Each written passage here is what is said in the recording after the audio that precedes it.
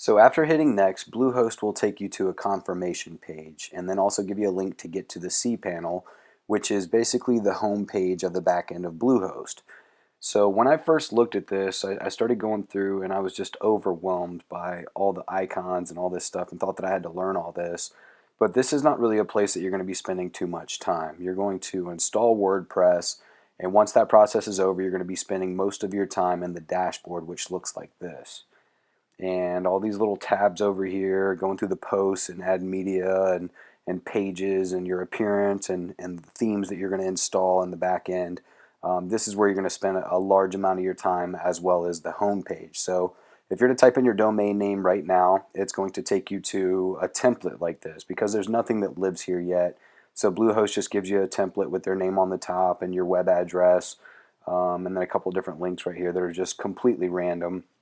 But we're going to go back, and if you have any questions about any of these icons, there's tutorials and there's all kinds of help over here in this help tab, or you can come down to preferences down here, go to the getting started wizard, which is also found up in this help tab, and just ask Bluehost help as many questions as you'd like. You can also call their customer service, and they're really good. They will walk you through just about any question you have. But for now, let's go to WordPress.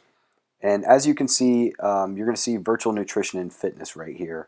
This is a site that I already have being hosted by Bluehost.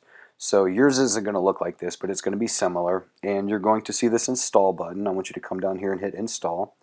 And the first thing you're going to see, this is always going to change, but as of right now, the very top of this installation process gives you a step 0, which is optional, and it's to buy some premium themes to be able to slap on to WordPress. And you know, for 50 bucks, like, there's other themes that I'd like to recommend instead of just going ahead and signing up for any of those. So we'll talk about themes later.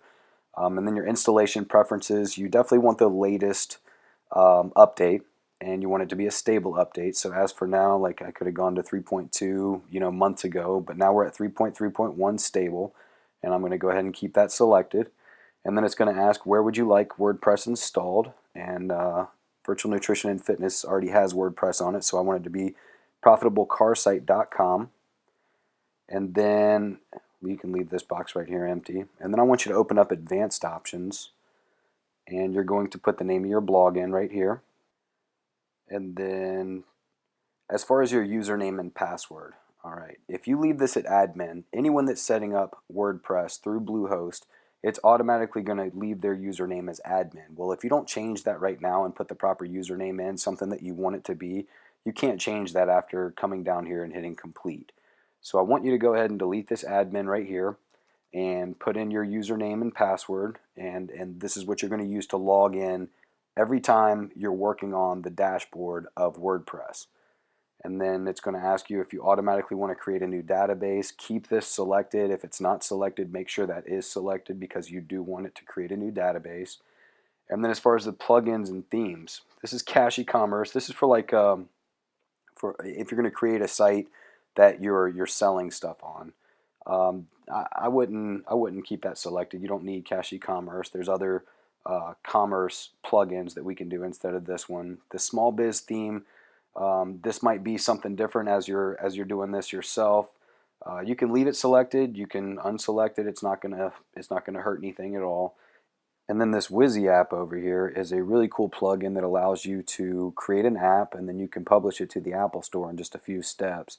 And what that does is it makes it to where people can search for your blog on the Apple Store and they can download the app. So that's really cool, and you can leave that selected if you'd like.